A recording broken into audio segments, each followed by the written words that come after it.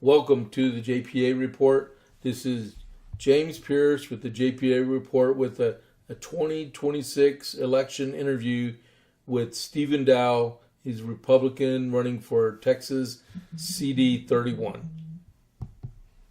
And welcome everyone to our podcast this morning. And I got Steve Dowell right here. And before we begin, don't forget, if you're watching this, you're on Rumble, please click that follow button and you can follow the podcast, and click that like button, which is a thumbs up, and then give us a share. Share it out to your friends. He's probably going to want everyone to share it out afterward. Please. And please do so. So thank y'all very much for tuning in for this episode right here, right? And welcome, Steve. Yeah, thank you. I appreciate you having me. All right. So as we are beginning, I know we talked a little bit before we started, but quite a bit, yes. Revolutionary War history. Oh, yeah. Thankfully, we know a little bit about that. For the ones of y'all that do actually listen to this all the time, I do my America 250 at the beginning of every episode of the JP8 Report, and that's what we were talking about. So, Steve, tell us a little bit about yourself. Yeah, I appreciate you having me. First off, I'm local. I'm a local boy. So, where are you from? So I was born in Temple, Texas, at Scott and White Hospital back in 1990. And I'm 35 years old right now, and I do say that on purpose because I look like I'm 25 when I go door knocking, unfortunately. I get that a lot, but my family, we've had our family farm since 1907 out in Moody, Texas. It's right there on Dowell Road, and I'm actually the first generation of the family that has not had to farm the farm ourselves. I got lucky and got my golden ticket through Air Force ROTC and Army ROTC when I went to Baylor University. But I'm from here. Just spent some time out in the Army, though. Okay. How long were you active duty Army also? I was, yes. 8.5 years as a military police officer. And then I did my last 3 years was at First Corps headquarters as a war planner. First Corps? Mm-hmm. Up in Seattle? That's right, yep. Okay. Joint Base Lewis McChord, just south of Seattle. I spent most of my time out in Japan and Guam, Philippines, China, Thailand, Singapore, etc. I've never been to JBLM. Have you? Ever. Oh, it's it's one of the most beautiful bases, actually. I was one of those West Coast soldiers and Europe soldiers. That's all I never was on the West Coast. I did Europe. Yeah. So, where do you live in CD-31? Yeah, so I live at Morgan's Point Resort right now. Okay. Just outside of Belton, Texas. It's nice, though, because I'm on Lake Belton. I'm only 14 minutes away from my childhood home. If I just go around Lake Belton to the Moody side, that's where I grew up. Okay. So, how big of a problem is illegal immigration in Texas or in the United States? I'll say this.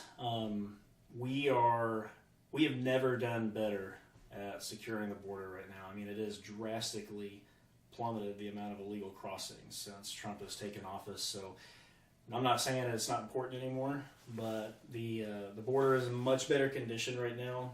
I actually have draft bills and legislations proposed on the website right now. I would like to still give a lot of support to the CBP officers, agents, and the families that are down at the border. You got to think about this. The border itself is a very inhospitable, very it's a rough environment. I'll say that.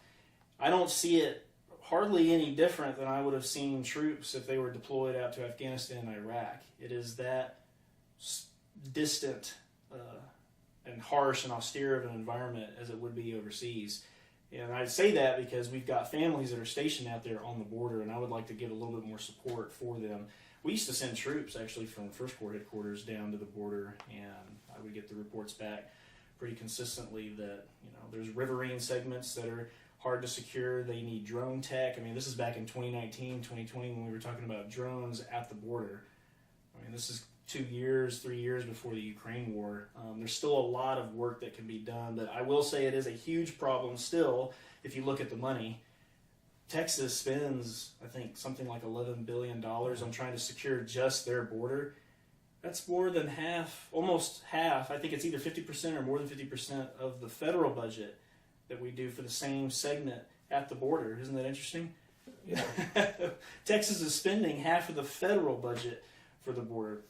I think they could use a little bit more support from the federal government. Trump is doing that, but obviously who controls the purse strings? The U.S. House. Yeah. And did Texas get reimbursed for that $5 billion we spent on border enforcement during President Otto Penn's administration? I don't know. It's funny to refer to it as so true. No, I actually don't know. I'd have to look into that. I can't remember if that was part of the big, beautiful bill. I hope it was, because we need that money back. It's like, I owe you. That's right. Yes. Yeah, exactly. Yeah. How big of a problem do you believe the expansion of Islam is in Texas and the U.S.? Yeah, so I have gone door to door in every county a lot. I've met thousands of people now at this point. I'll say the number one thing that people brought up was term limits, and then I heard a lot about water. But the one that's most fearful comment that I get from folks, usually, like, people get pretty emotional about this. It is Islam, not just in Texas, but in the United States. I should mention, we're going to a federal office, right? So in the U.S. House of Representatives, this, like, if I were to be up in office, this would be my 5th time to swear an oath to the Constitution. Part of that Constitution is the First Amendment. Everybody in this country has the right, has the freedom to practice and worship whatever religion they choose. Islam is included in that. Yeah. But there's one particular issue in this case. Sharia law. Yeah. Sharia law. I was going to say Sharia law is something entirely different than what we can expect in this country and what is compatible. There's only, the U.S. Constitution is the supreme law of the land, right? It has a supremacy clause.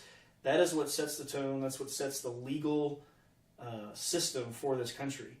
Sharia, and I had to do some research on this actually through the holidays. I read it's only about 40, 50 pages. I have to get the author to you. Maybe we can get that after the fact. But it is a book or a pamphlet that's meant for non-Muslims. It's explaining Islam to non-Muslims. And Sharia law, as it was explained in the book, and what I've since learned, is that it's not the religion. Sharia law is not part of the religion. Right. It is the political and legal implementation of Islamic civilization. Right. Here's the unfortunate truth, though, is that for Islam as a religion, in order to practice it appropriately, there are 2 books that go together. And this is all teachings from this book for non-Muslims. Everyone knows the Quran, right? There's the Quran. When we think of it, we think the Quran is the equivalent of the Bible for Christianity. Well, you can't practice Islam by just studying the Quran. The Quran's focus is Allah. But there's a second book called the Sunnah. Right. And the Sunnah is about the life and teachings of Muhammad, apparently. But when you count, inside of the Sunnah is where Sharia law comes out. It does not come out in the Quran. It comes out in the Sunnah. But when you look at the word count, the actual amount of the total text, the total amount of words for both of these books, the Quran has only about 20% of the total words, whereas the Sunnah has 80%. So think about that. The 80% of the focus for Islam is on Sharia law. It's on Sunnah. It's on Muhammad. I think that's where our issue is at. And I think that's something that we need to guard against. Okay.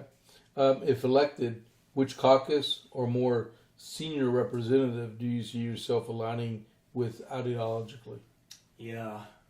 There's one representative right now that I've referenced several times, and his name is Eli Crane. He's from Arizona. Actually was listening to him on the Sean Ryan show, another podcast. Yeah. And I'll tell you why I became endeared to him a little bit. He talked about his freshman term in Congress. So he's a former Navy SEAL, I should mention. Former Navy SEAL, he's a veteran. He got elected, went up into Congress, and he was asked, so he's Republican, I should mention. He was asked to, by the whip of the Republican Party for, some bill that came up. I don't remember exactly what the bill was, but he was asked, hey, this is how the party is going to vote. We need everybody to step in line on this one and vote, yes. I'll just say I think it was in favor, right? So vote yes on this bill. And Eli Crane had admitted on the show, he said, I don't know the first thing about this bill. I'm not an expert on this, I'm going to have to call back and get some advice on this. So he calls back. This is what he does in D.C., Eli Crane. He calls back to his constituency in Arizona, and it's a hasty town hall, from what I remember, he gets, I don't know, maybe 8-10 people on the call. But we're talking, community leaders, church leaders, other elected folks that really have a good pulse on the community. And he asks them what they think about this bill. And it's almost unanimous. I think it was unanimous from that group that they were very opposed to it. For their district, for Arizona's district, they were opposed to that bill. And he had his marching orders, essentially. He's a representative for that constituency. So he goes back, and by the way, this is when Speaker McCarthy was the Speaker of the House. This isn't very long ago, we're just talking a few years. And he let him know. He said, hey, Mr. Speaker, I apologize, but my district does not want this bill, and I'm going to vote no on it. And what happened to him, and what Speaker McCarthy, and what he said on the Sean Ryan Show, what he told him is he said, if you vote against this bill, all of your donors that help fund your campaign, they're not going to donate to you for your next campaign, and I'll make sure of that. You're out. So I hope you enjoy your freshman year here in U.S. House, because you're not coming back next year. And guess what's happened since then? Speaker McCarthy's not there anymore. He's not in that position. Eli Crane is still a representative. The reason why I bring that up is because I see that as what I would like to do for Texas 31st District.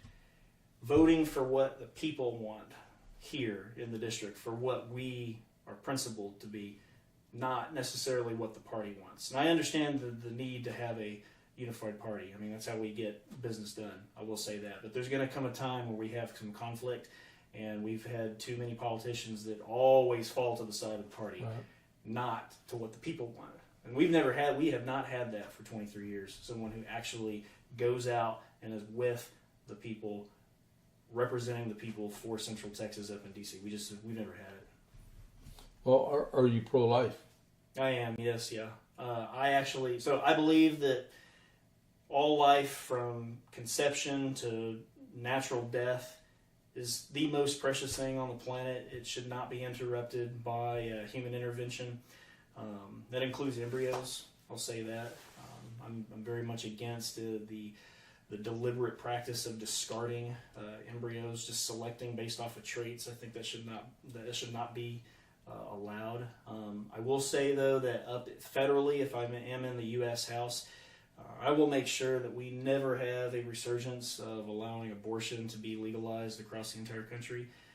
That being said, I do trust the states with that decision. I'm not going to push any legislation that would also make abortion illegal at the national level. I think the United States, there's a reason why we have the setup we do, and I want smaller government, and I want less instances where the federal government is imposing its will on the people. I want the states to decide that. So me as a native Texan, native Central Texan, I'm actually very, very proud that I come from and I'm born and live in a state that values life and liberty more than anything. And I think Texas has got it right.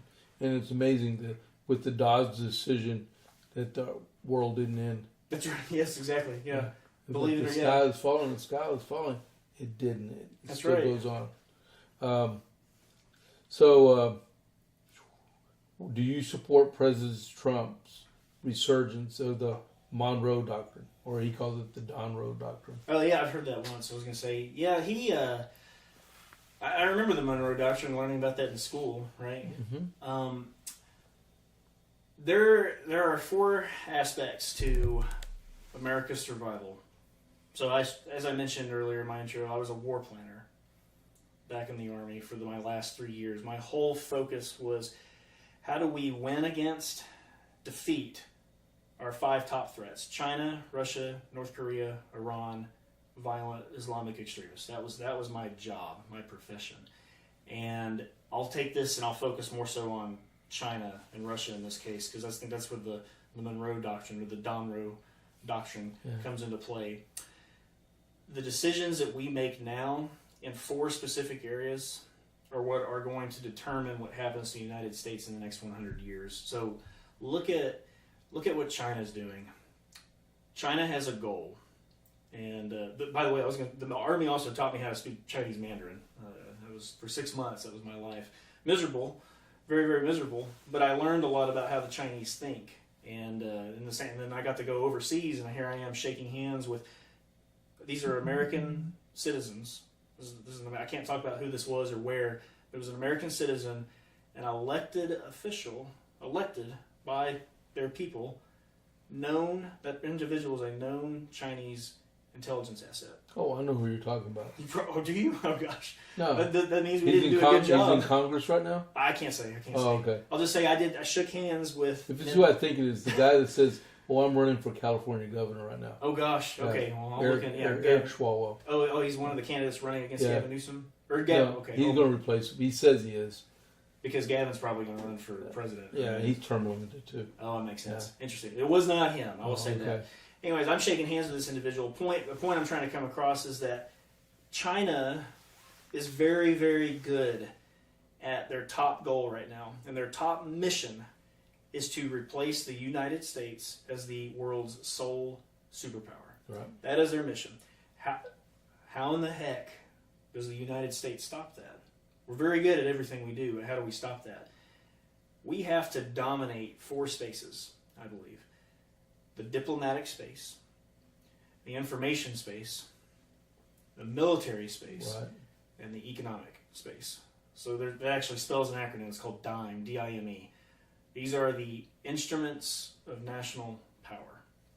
So my belief, and this is where it comes in the Monroe Doctrine or Monroe Doctrine, and why President Trump is pushing so hard and why he needs help in the U.S. House, is that we need individuals that understand we have to dominate diplomacy, information, military, the economy, the global economy. We have to dominate it. We have to win in those spaces in order to make it to the next 100 years. If we don't dominate, if any one of those spaces is not dominated by the United States, that's it.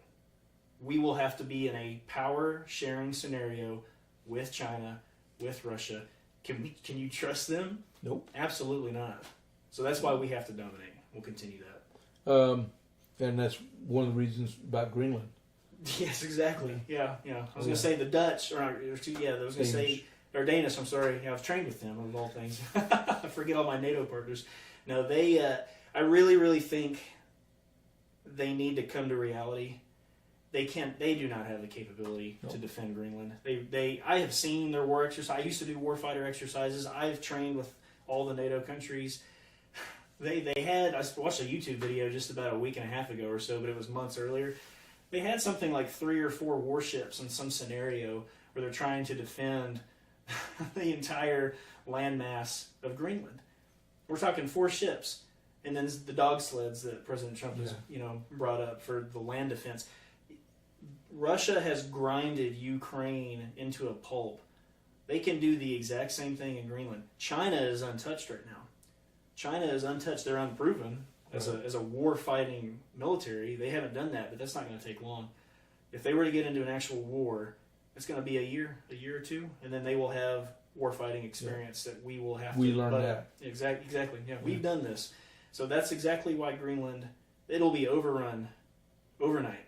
Yeah, I mentioned a couple of days ago, you could land a battalion of infantry soldiers on Greenland, and nobody would know about it until it was over with. That's right. Yeah. I mean, the whole population of the entire humongous 3 times the size of Texas Island is 57,000. We just last night at our council meeting we attended, they'd set our population here in Copper's Cove at just over 40,000. Really? So we have 2/3 of the population of Greenland in Copper's Cove. They'll walk over it. What they'll do, what China and Russia, I don't know if Russia could pull it off. China definitely can now. They still got all their assets. It's what's called a JFEO. The acronym is JFEO, a Joint Forcible Entry Operation. These are what we planned for as well. And it's essentially an airborne operation. Right. It's Red Dawn. It's Red Dawn, White Dawn. We'll call it White Dawn. It'll be White Dawn in Greenland. Right. That's exactly what they'll pull off. Yeah. And it's just overnight. I mean, I was a paratrooper at one point or another, and that's exactly what they'll do. They'll drop little groups of paratroopers, and then they will take that landmass, and then that's it. We're closed out, and it's a contested environment, and it's non-permissible, and every ship that we send there will be sunk 150 nautical miles off the coast of Greenland. Yep. So Do you believe President Trump's use of tariffs was a good move or bad? It definitely hurt my own investments. I was going to say at one point, it's just speaking personally. I do believe the president needs to retain the power to employ tariffs on countries when they see that there's a need for national security. I'm never going to stop that power. And I think Congress made the right call when they gave the president power to do that for national security purposes.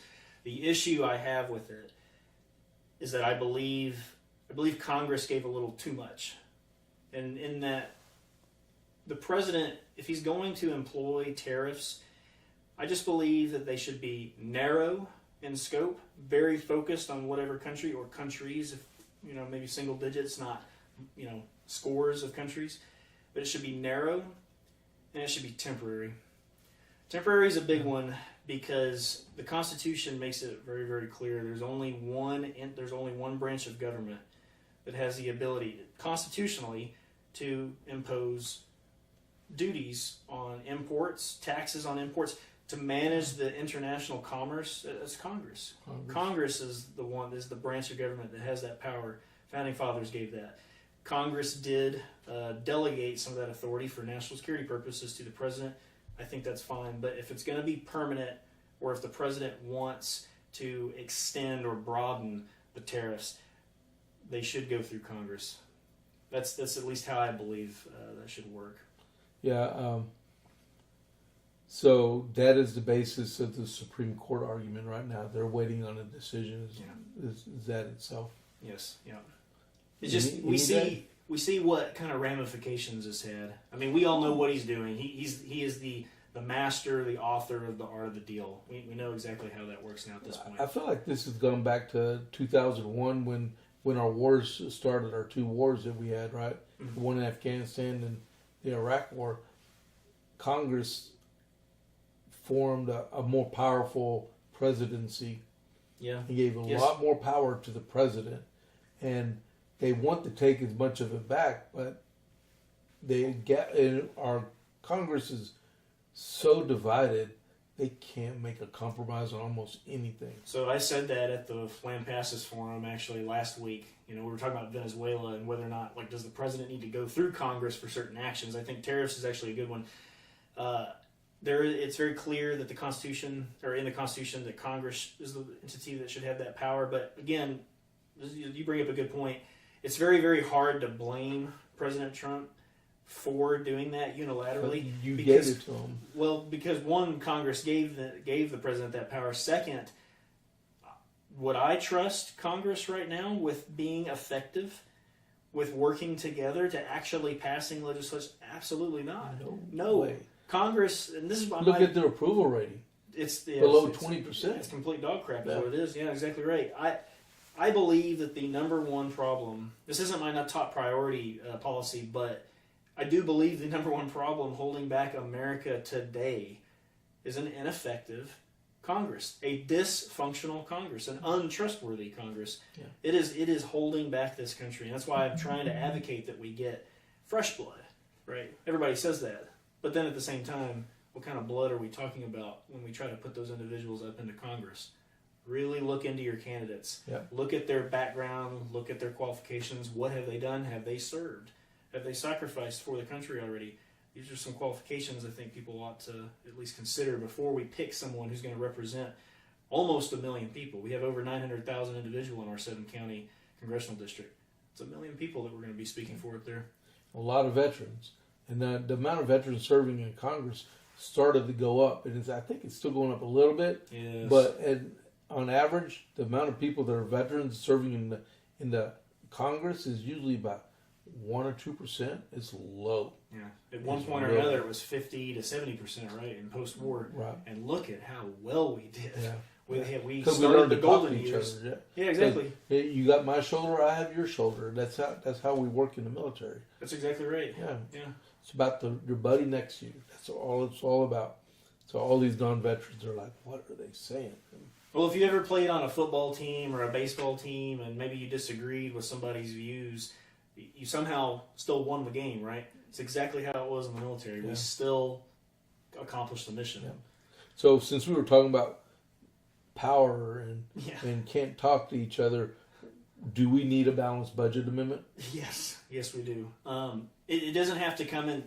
I would like it to come in the form of an amendment, but that could also come in the form of a law. The problem with the law, though, is that typically we'll have bills that are passed up in Congress and they'll have expiration dates on them, and then the law will wind up expiring.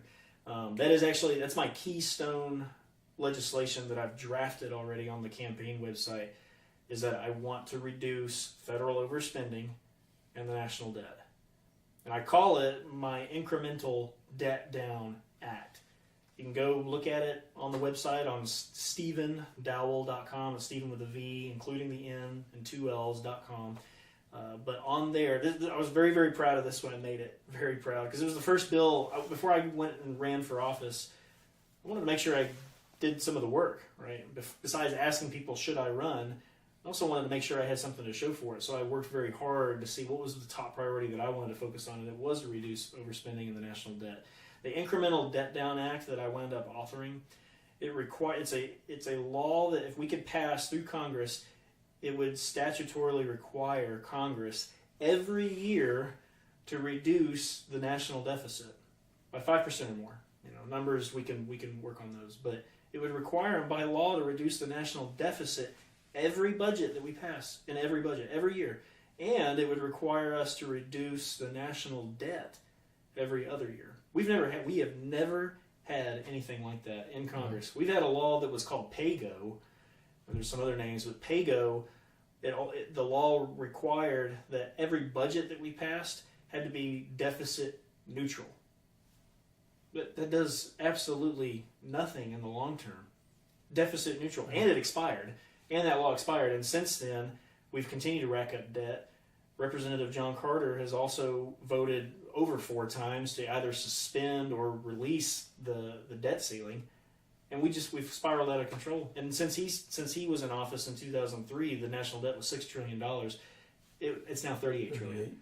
He's got a $32 trillion increase under his belt right now. Our current congressman, and that's why I really believe.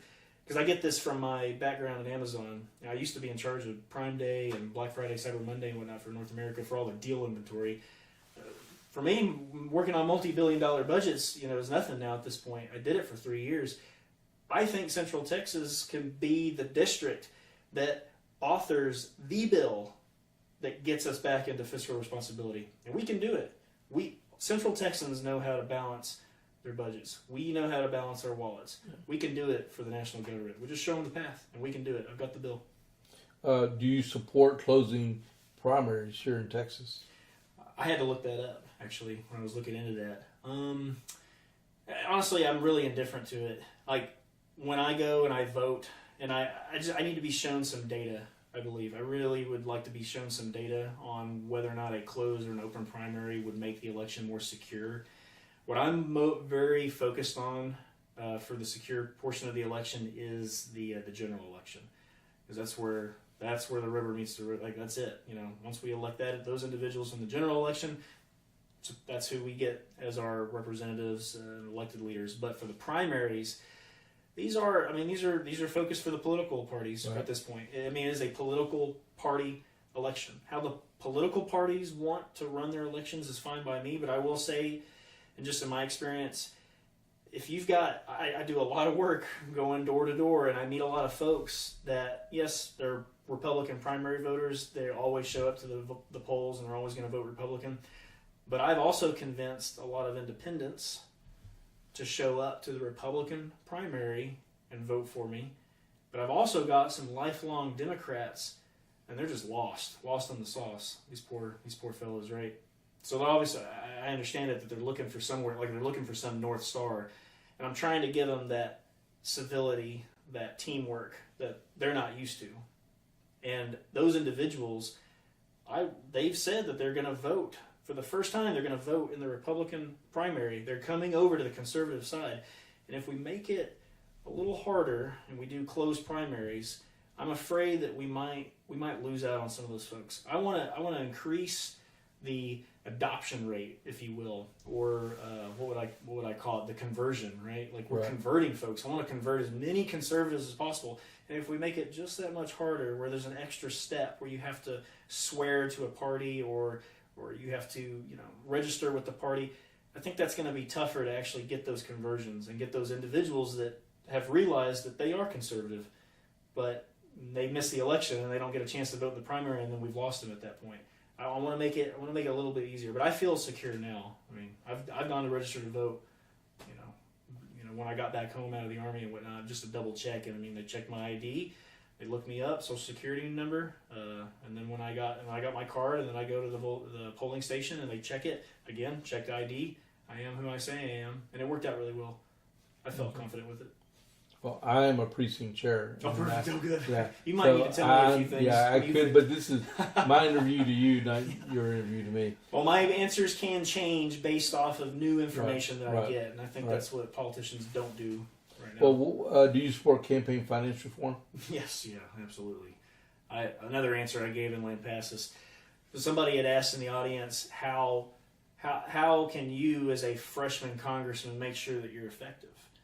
And I laid it out. I told them exactly what it is that keeps congressmen and congresswomen from being able to push change that we want to see from our districts. And like I just gave that example from Eli Crane. Do you remember what was the thing that he got threatened with, Eli Crane, by Speaker McCarthy and the whip? He was threatened with campaign finance. They said, we are going to stop. To dry you up. Yeah, we're going to dry you out. All your donors are going to be diverted. You will not win because you will not have campaign finance. In what world?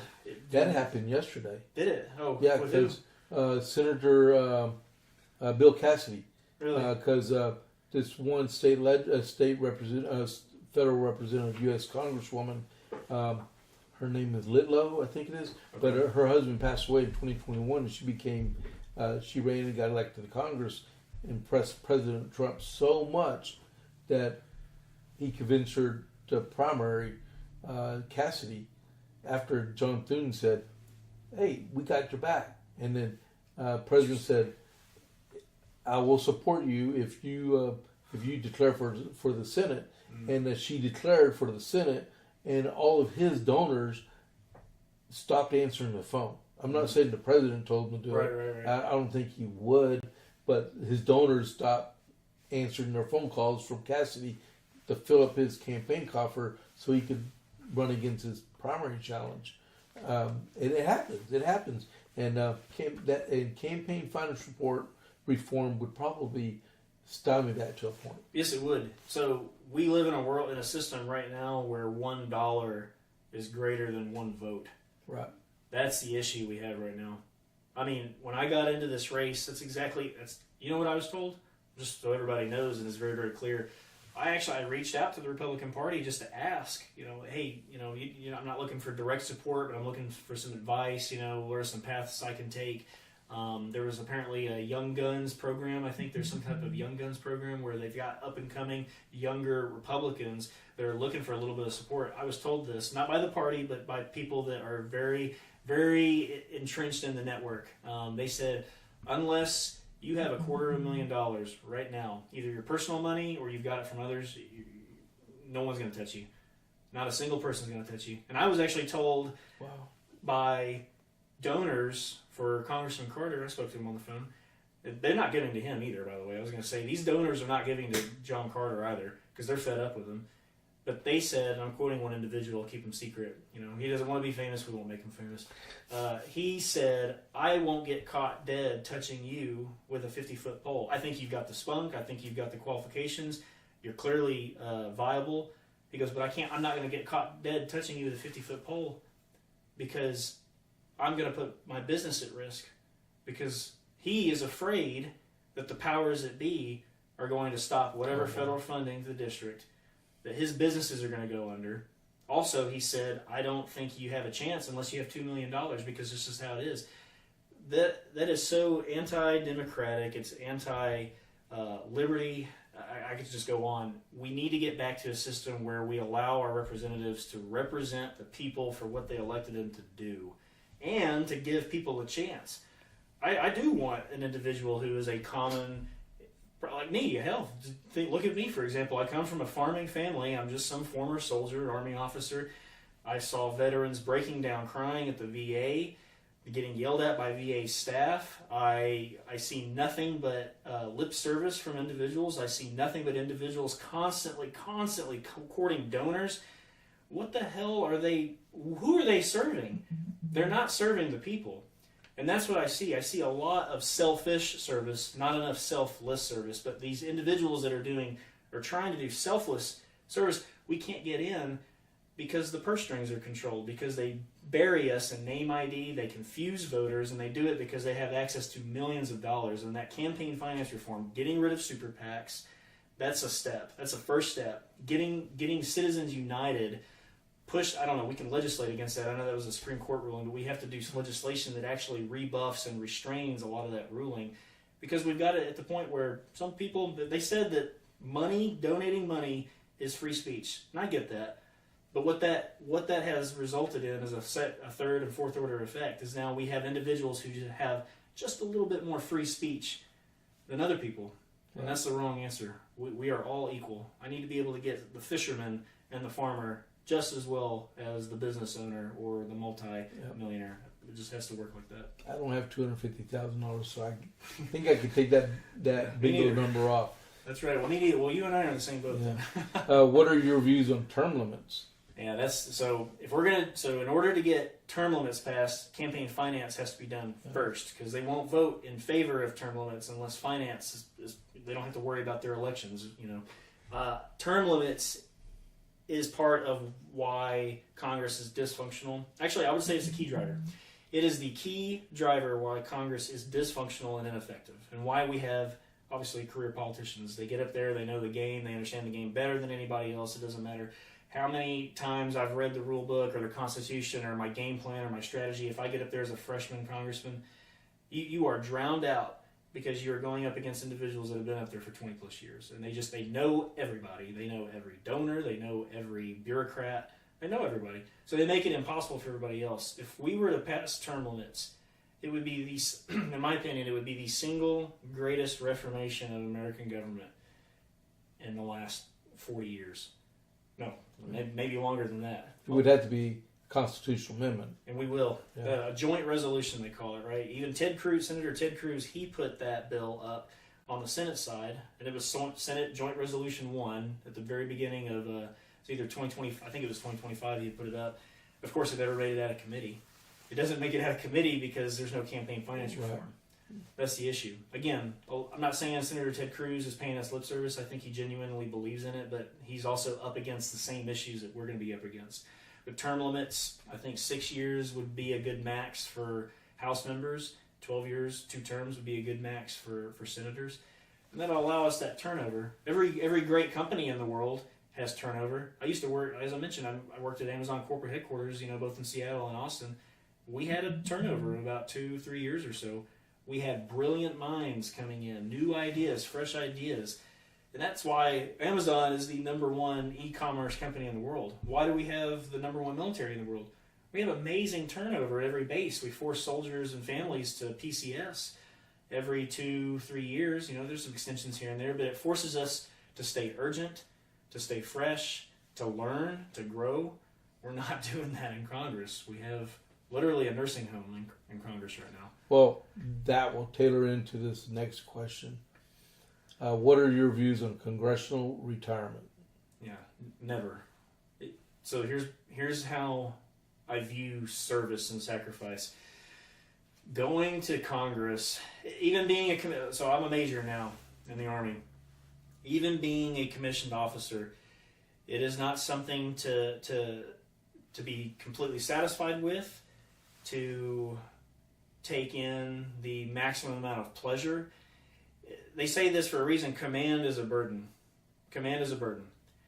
You are at the top. You're alone. The decisions are hard. You will be despised by certain groups, no matter what decision you make. But you do it because it's right, because it's ethical, because it's moral, because it's what the people want, because it's what's in the Constitution. It should be a burden to serve in Congress. You should get gray hair. You should age. you should get hardly any sleep. That's why I want some service and sacrifice background in our candidates, just in my opinion, because they come from a background where they understand you have to be with the troops. You have to be a little stressed out. The job is going to be hard because it's a burden, but yet you're serving in one of the most prestigious, most important roles in our country. That's the reward. The reward is the service and the sacrifice and the stories and experience. You getting a retirement paycheck after temporary service is the wrong answer. It should be a sacrifice, and I want it to be a sacrifice. I want people to come back a little scarred, a little beaten up, worse for wear, but seasoned, weathered, a little wiser. So no retirement for anybody in Congress on both the U.S. House or the Senate side, and it should be temporary. I mean, if we're talking 6-12 years max, that's not a retirement. Yeah, it's like you got to serve a minimum of 5 years to get a retirement, and Marjorie Taylor Greene served 5 years and 1 day on purpose so she can get about $900 a month, which is crazy. That's unfortunate. If that's the rule, and if somebody were to leave after 4 years and 359 days, that would really show me where their heart is. That's what she should have done. Yeah. Oh yeah. If you were king for a day and could make a policy happen or be repealed, what one issue would you choose?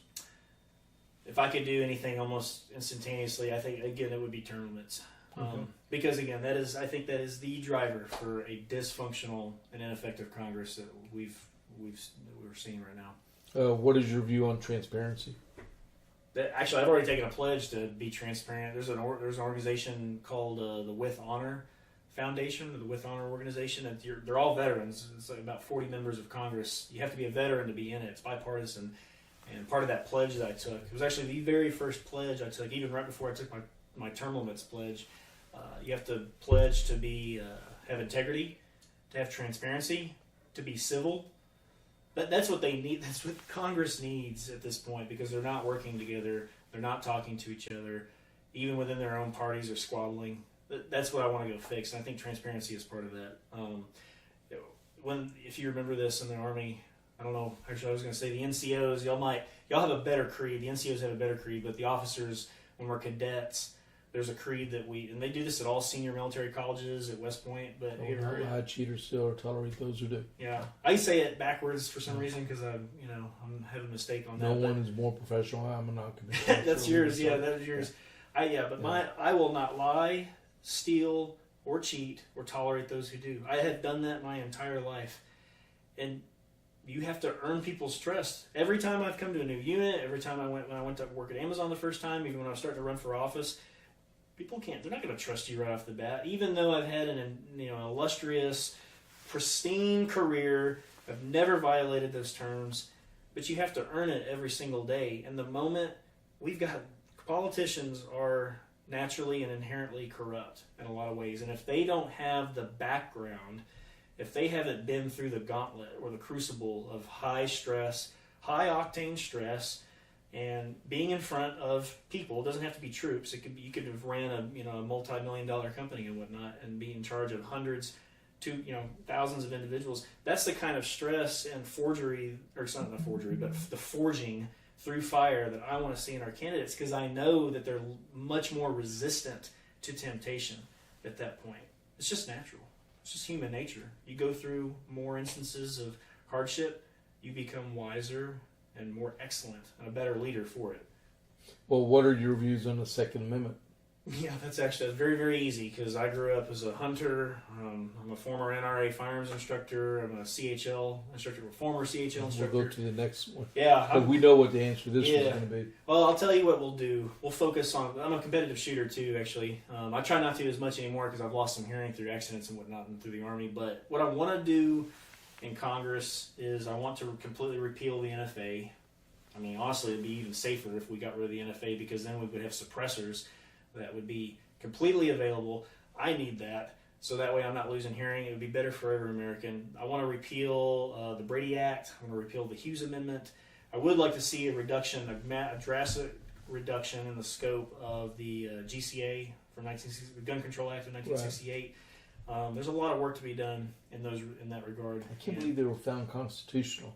It should be unconstitutional. Yeah, the Second Amendment is very, very clear. Right. We have the right to bear arms, and it's just And it's funny that you said it about your hearing and stuff, because I got combat time, and we, even though they told you to leave the wire with combat earplugs in, you're not effective like that. You're not effective because you took them out because you want to be able to be effective on.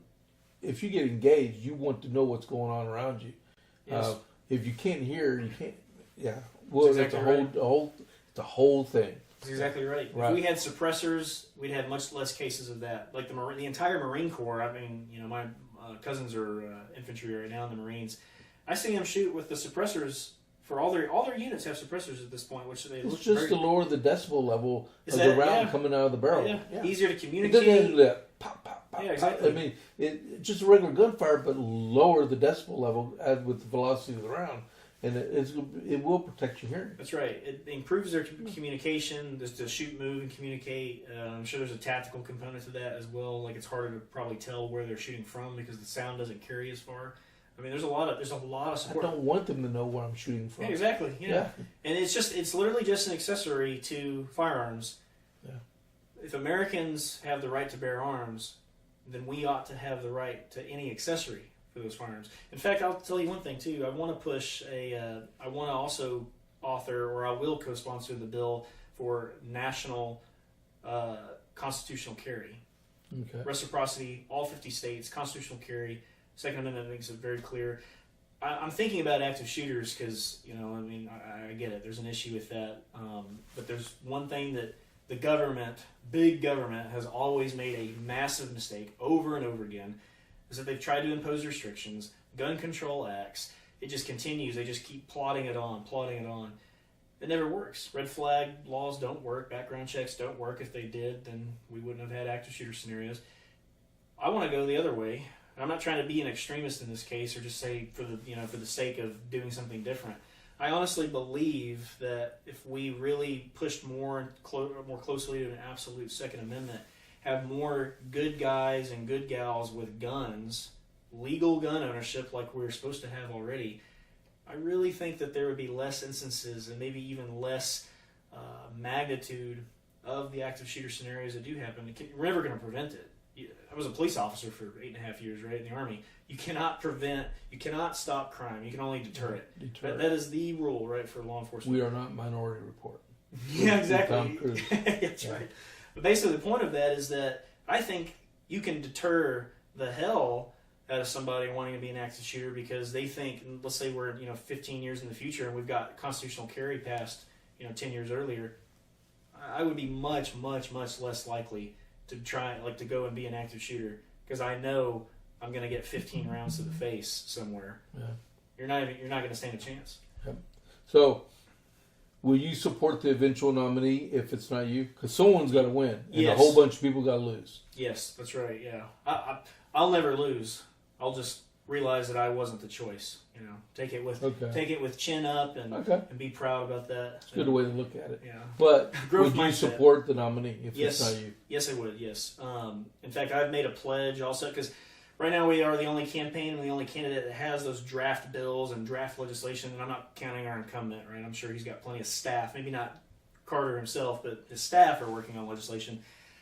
Because we have draft bills and draft legislation, there's a lot riding on our campaign. If we get into office, that stuff's going up day 1, day 2, day 3. Immediately. We're going to be the fastest congressional campaign that's ever gotten results, I think, for not just for Central Texas, but potentially nationally, because of all the work that we've done now. But if I don't get the Republican nomination, I do not want all of these ideas, all of these desires. I mean, these draft bills were made off of feedback and input from thousands of Central Texans.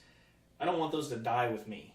So I've already pledged to request a 2-3 hour briefing. I'll go back into Army style and I will do a military briefing and I will help advise whoever that nominee is on those bills. And I will package them and give them complete and total ownership and credit, and they can have it. It's up to them, because they'll be the nominee.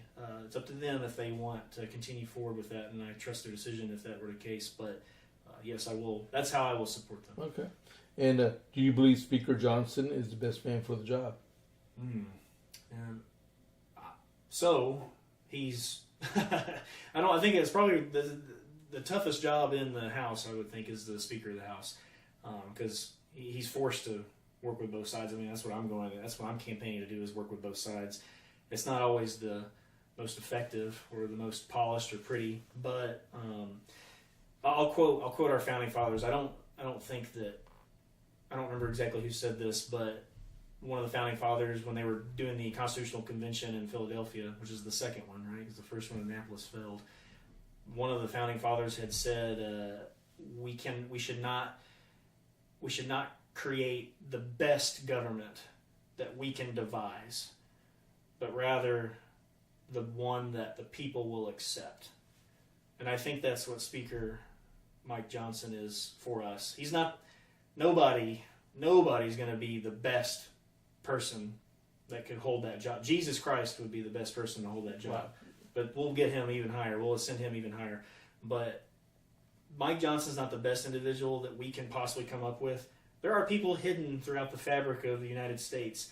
There are much better, qualified, experienced, intelligent, stronger, faster candidates that we could get.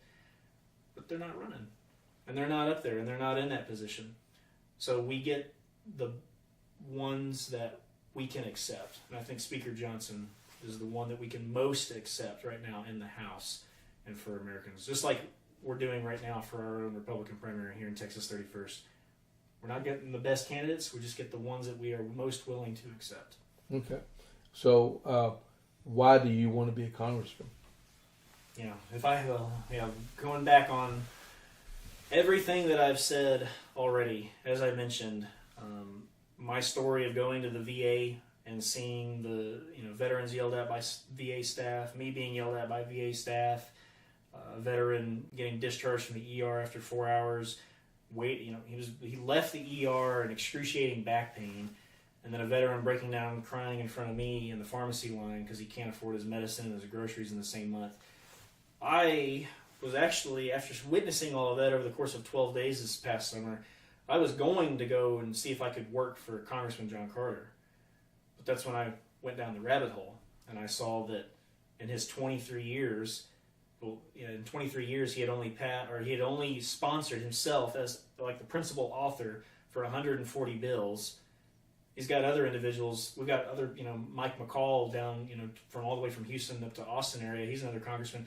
He's done 2 years less than Congressman Carter, and he's sponsored as the key author of over 250 bills. Mike McCall passed 31 bills in his 21 years. Congressman Carter's only passed 6 in his entire 23 career. He's only passed 6 bills, and 2 of those were to rename post offices, if you can believe that. I see our current congressman as quite possibly one of the most ineffective congressmen.